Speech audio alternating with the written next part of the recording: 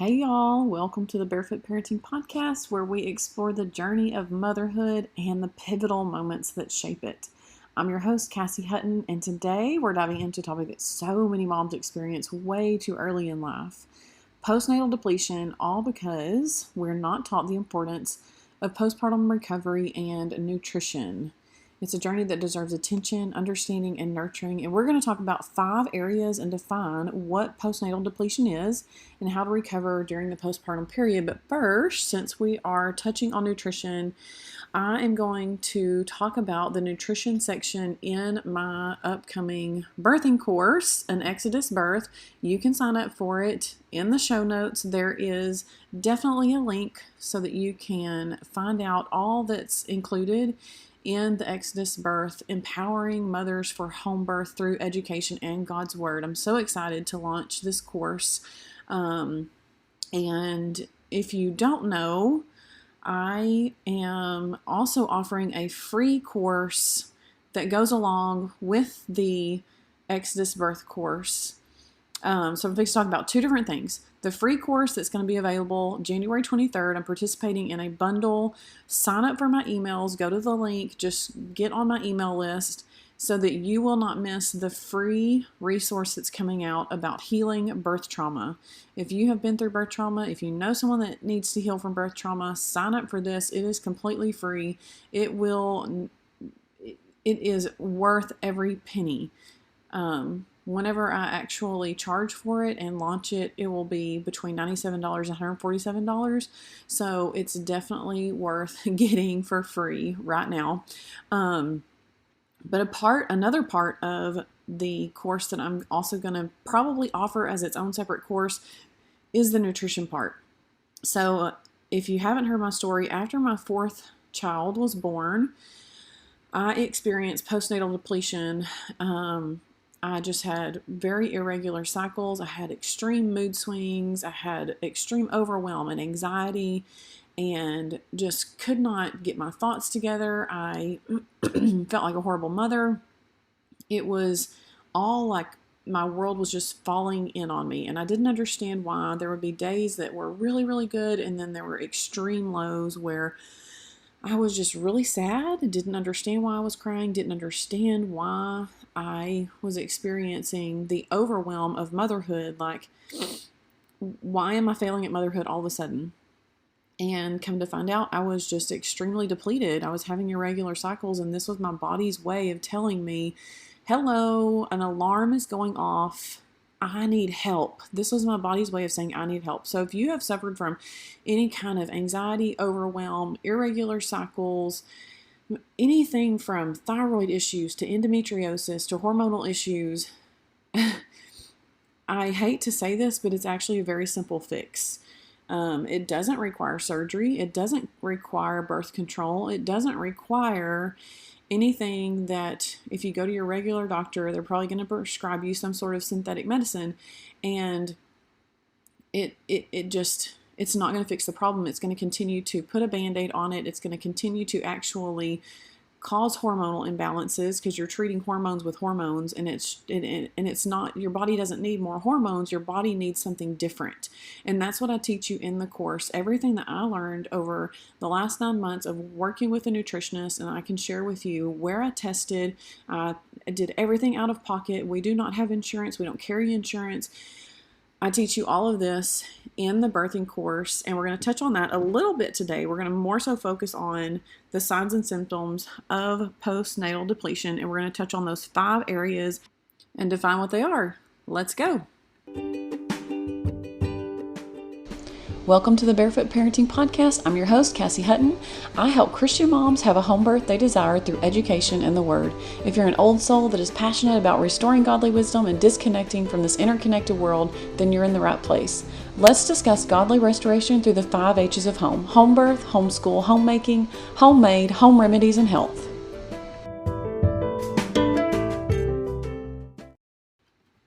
Understanding postpartum depletion has been kind of my passion over this last year after experiencing what I shared with you in the beginning of this episode.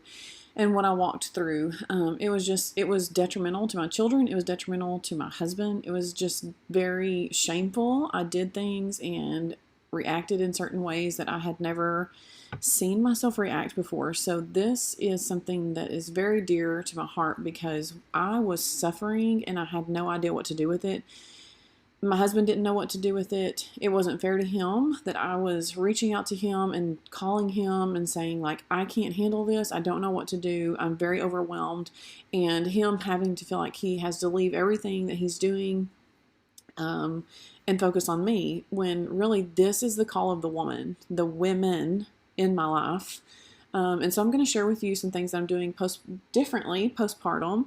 And if you hadn't figured it out, I'm pre-recording these episodes. So hopefully when you hear this episode, I'm actually putting everything that I'm saying in this episode into practice postpartum.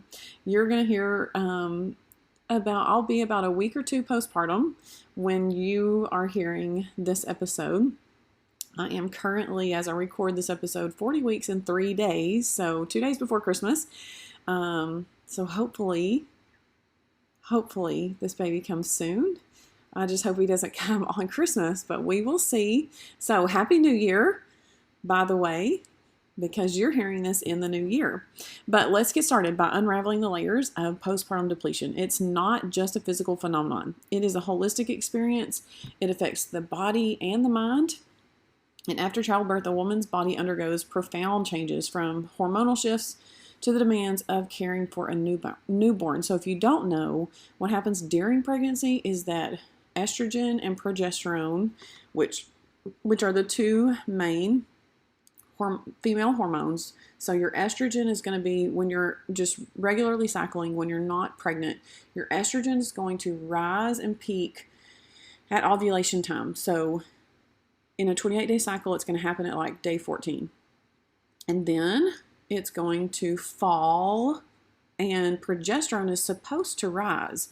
But in a lot of women, and in my case, I was estrogen dominant because there's so many synthetic and xenoestrogens in our environment and in the chemicals and in the foods that we consume, in the beauty cosmetics that we're putting onto our body. All of these things, the lotions, the soaps, the shampoos, all of these things, the chemicals in our food now, all the processed foods, these are all the sugars, they're all contributing to extremely high estrogen, which is then suppressing the progesterone that should rise right before your period, which should keep you from having PMS symptoms. But unfortunately, our progesterone is not rising the way that it needs to, because estrogen is too dominant. And so even if you're experiencing a lot of PMS symptoms, a lot of cramps, that is even a sign that you are depleted. Your body is already in need of help. You haven't had a child yet. Let's say you have a teenager who's experiencing these hormonal fluctuations. It all comes down to what you're putting into your body and how you're treating your body in those months up to whichever period that you're on right now in that cycle. But when you get pregnant, all throughout your entire 9 months of pregnancy, your progesterone and estrogen levels are going to rise significantly. So there's actually a couple of things that happened during my fourth pregnancy that I could have taken if I would have realized it, or maybe if my midwife would have had this knowledge.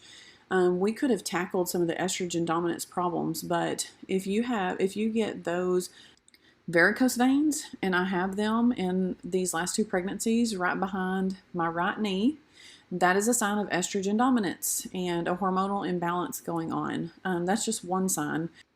Another thing that estrogen can do is cause a lot of the swelling and the loosening of the body tissue, which is somewhat normal during pregnancy. But again, if it's too high, it can cause a worsening of some of these things, like acid reflux, hemorrhoids, constipation, and lethargy. And then progesterone, which can add to the elation of pregnancy, though only 1 in 10 women, according to this book that I'm going to talk about and mention later on, will actually experience too much progesterone, which can cause depression during pregnancy. and things like that. And so your estrogen and progesterone levels are supposed to rise, but as soon as you have that baby, they drop to like completely nothing in your body. They're basically non-existent 24 hours after you have a baby. So this shift in not only lifestyle changes, sleep pattern changes, and now on top of that you have these major hormonal changes, and then prolactin starts to rise, which is actually a stress hormone because you're nursing your baby. You need that prolactin in order to provide the nutrients for your baby and for your milk to come in and all of those things. And so that is going to wrap it up for part 1 of this postnatal depletion series. This first episode was a short breakdown of what your hormones are doing, or what they're supposed to be doing, while you're pregnant and as you recover and get your cycle back. So in the next episode, we're going to identify the signs of depletion and what the root cause of depletion is. And I'll give you a hint. It is not hormonal imbalances.